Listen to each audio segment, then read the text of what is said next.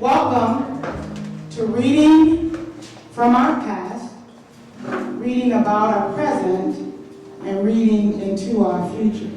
This event is sponsored by the Reading Council in collaboration with the African American Heritage Month. And I want to say, we can of ourselves do nothing. I'd like to begin by introducing Mrs. Denise Reed, who is the co-advisor for the Reading Council, and she's going to give us an introduction, and then we'll get started with our program. I would also like to begin not forgetting to thank those who volunteered to participate in this program. They've not had the opportunity to practice.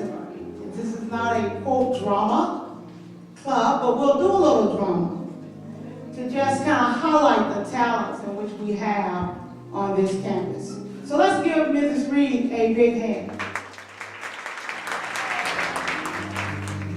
The history of African Americans is not separate from what we call American history. To have a complete picture of the history of our country, we must understand the role played by all the people who helped to create it.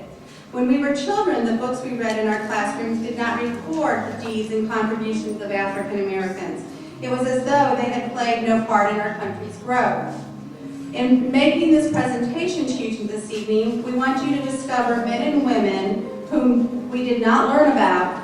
We want to introduce you to people who can take pride in and whom you can respect for the things they have done. We hope you will explore further the lives of these pioneers and the many others who were also great achievers. The best reward for our efforts would be for you to share this information with others. We thank you for coming. At this time, I would ask that you would stand with us and sing the Black National Anthem, Lift Every Voice and Sing. If you have a program, it's on the back of your program.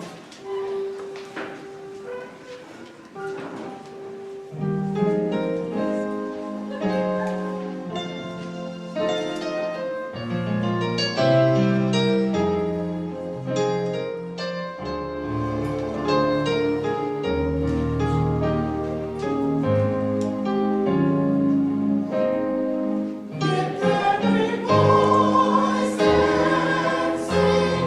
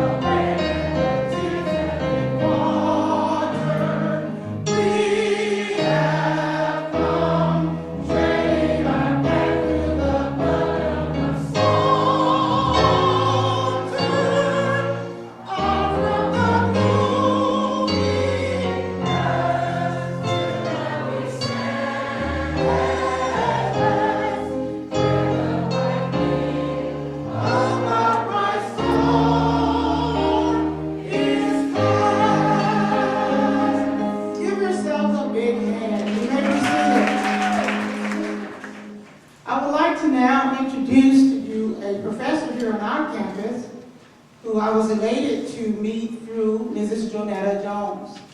And I want to say in memory of her, Jonetta, I love you dearly, and I love you even more for introducing to me a man by the name of Dr. Norman Greer.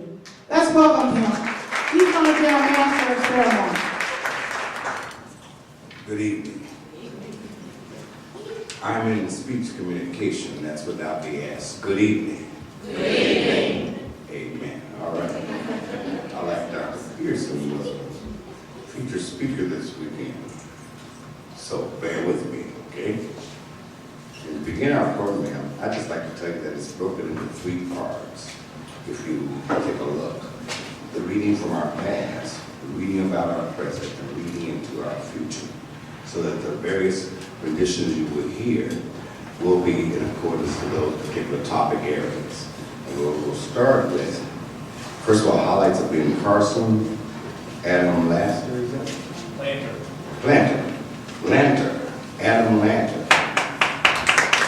In keeping with tonight's theme, reading from our past, reading about our present, and reading into our future, Benjamin Carson comes to mind as a very notable figure. For those of you that don't know who he was, I'm going to tell you a little more about him.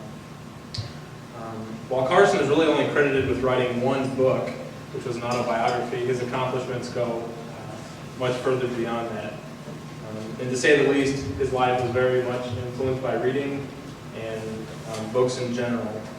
Now, at a very young age, Benjamin Carson struggled with academics. His father left when he was 8 years old, but as a way to keep him out of trouble, his mother required that he and his older brother both read 2 books a week and write a book report on them. At home, he was doing all this. Now, Carson began to do better in his academics, and he began to accomplish a great deal as he entered junior high. And by the time he graduated, he was at the top of his class. And one of his favorite teachers brought him before the school to recognize him for his academic accomplishments. But on this day in the 1960s, the teacher decided to use this as an opportunity to reprimand the white students at the school, suggesting that they were falling behind and they were lazy because an African-American student had accomplished more than they had. And she didn't use so many words to say this, but she made it very clear. And it was a moment in Carson's life that stuck with him forever. And while he never forgot this moment, he used it as a fuel as he entered Yale. He graduated from medical school to achieve his goal of becoming a doctor. He focused primarily in neurosurgery, and by 1987 he was one of the world's leading neurosurgeons, and he became the first doctor ever to successfully separate twins that were joined at the head. And this is one of the great accomplishments that we can recognize him for. And it seems very amazing that this could be accomplished by a man that at one time struggled with reading and had a very difficult home life. Now today, Carson, as a doctor, he manages to find time to speak with a lot of elementary and high school students, talking about self-esteem and accomplishing their goals. And the acronym that he uses is Think Big, and that ranges anything from talents for the T to G for God. I'm not going to get into all that, but the B stands for books. And it's very evident that Carson has had a major impact in his life due to books. And I'd just like to read a real small excerpt from his book called Gifted Hands. And to set the stage for this, he's writing his autobiography, and this is about the time that he was brought before the school to be recognized, but at the same time, the white students in the auditorium were reprimanded because they did not achieve as much as an African-American student had. I couldn't understand why this woman talked the way she did. She had taught me herself in several classes, had seemed to like me, and she clearly knew that I had earned my grades and merited the certificate of achievement. Why would she say all these harsh things? Why was she so ignorant that she didn't realize that people are just people, that their skin or their race doesn't make them smarter or dumber?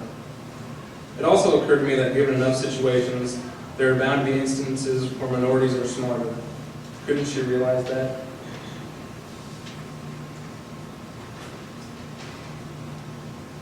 As you consider all the presentations you're going to see tonight, you're going to see some drama, you're going to see some real dynamic readings, and you're just going to see some very nice biographies about prominent African-American people. Keep that in mind what Carson said. He said, people are just people. That's something that stuck with him his entire life, that moment there when he was embarrassed in front of all his fellow students. But keep that in mind, that people are just people. And I think when preparing for this tonight, reading about our past, reading from our past, reading about our present, reading into the future, one of the neatest things about printed material and books are that the printed words on the pages sit there. They're waiting for anyone to read them. They're colorblind. They don't care who reads them. And the story of Benjamin Carson is very evident of that. So enjoy your time here tonight, and thank you.